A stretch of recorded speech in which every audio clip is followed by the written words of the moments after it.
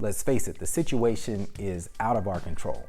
You know, I could sit here and scroll through social media all day and drink until I'm just in a severe state of depression. This quarantine is gonna be over, whether it's 2 weeks from now, a month from now, 2 months, whatever. And I'm gonna come out of this and then look back and be like, what did I do with that time? So instead, I decided that I am going to set quarantine goals. And that's what we're talking about in this video, how to set quarantine goals so that when you emerge from this situation, you look back and you say, wow, that was a pivotal moment in my life. Instead of looking back and saying, oh, that was such an inconvenience, that was a waste of time, oh, I'm so irritated, I'm just mad at how the government handled that, or mad at the Chinese or whatever, whoever you want to point fingers and blame it on. No, just accept it for what it is and let's make the most of it. And the way you make the most of it is by setting goals. By the time this is over, I will have accomplished this. Yeah, it feels like crap right now. Even me, I'm losing tons of money, not bringing in any revenue. Got to figure out what to do with my staff. I want to take care of them.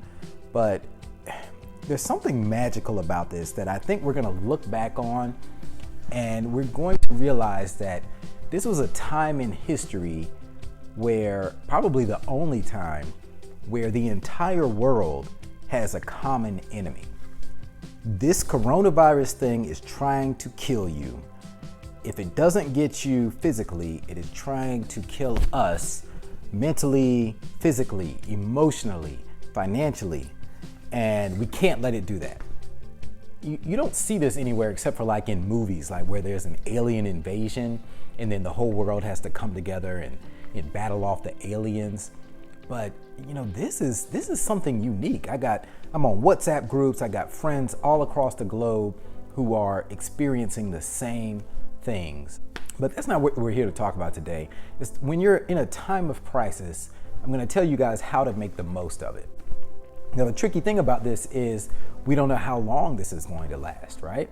It could be 2 weeks, 3 weeks. In some countries, they're getting extensions to 4 weeks. So that actually makes it more interesting. So set a goal that's realistic, that you could accomplish in 2 weeks. But if you have a month, you could do it even better. So what I'm doing is I'm setting goals in different categories. And you may remember from an earlier video, I came up with this framework called SIMPLE, S-I-M-P-L-E. And it's an acronym that answers for spirituality. So for my spiritual goals, I'm going to meditate and pray for 20 minutes a day, and 20 minutes in the morning, 20 minutes at night. And I'm going to track that on an app called Insight Timer. And then for my intellectual goals, that's what the I stands for, I'm going to finish at least one online course. So I'm a learning junkie. I have a habit of like signing up, buying these online courses, and I never finish them. I have them all in a folder of apps on my home screen, but I haven't finished any of them. So I'm committed to finishing at least one online course to boost my intellect. Then the M is for money.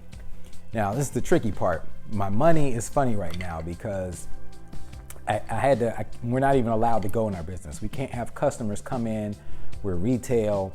We are on a mandatory stay-at-home order by the city of Atlanta. Fortunately, we do have online sales, and thank you to those customers who are still shopping with us online. But despite that, there are lots of aspects of my money that I can focus on, and so can you.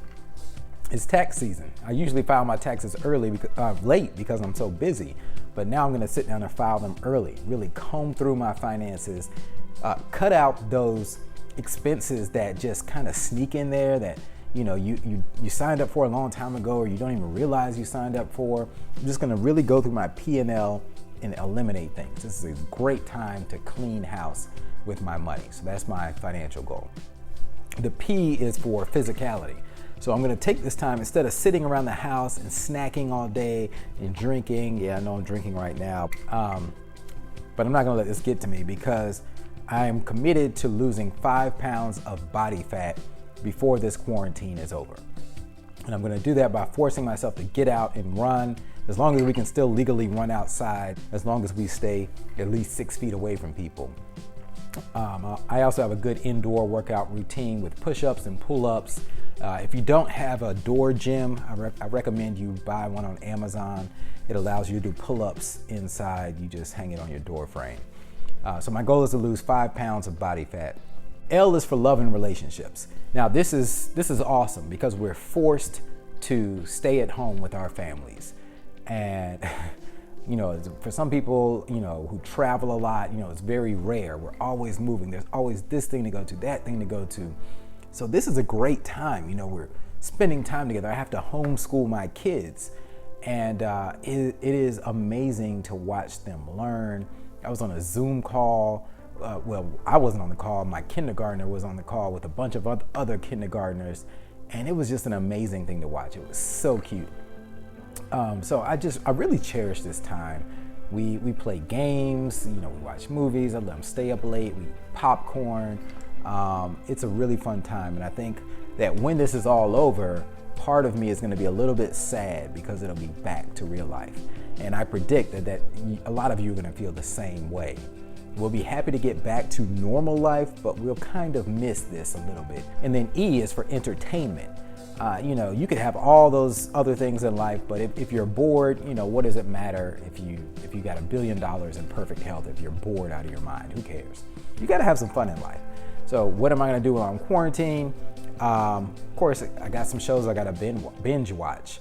You know, I don't even watch much TV. I cut the cord a long time ago, but I do have like Netflix and Hulu and stuff like that. So there are some shows that I've had on my list that people I trust have recommended to me. Like right now, I'm catching up on Snowfall season 3 and Billions. I got a few seasons to catch up on there. So I got a list of shows that I'm going to catch up on. But be careful with binge watching because it is a quadrant 4 activity. And I talk about that on an earlier video when you have the Eisenhower matrix, the urgent important matrix. Binge watching TV is not important and it's not urgent.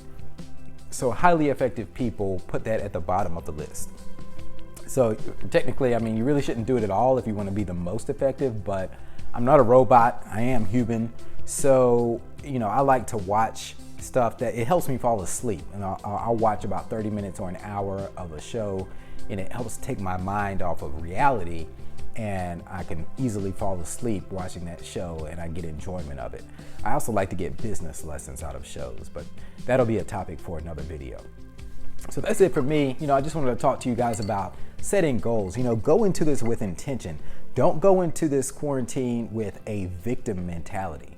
Go into it owning the situation and say, when I come out of this, you know, when you look back on this quarantine, say, if it weren't for that quarantine, if it weren't for COVID-19, I wouldn't be a published author. If it weren't for COVID-19, I wouldn't be in the best shape of my life. If it weren't for COVID-19, I wouldn't have saved my marriage.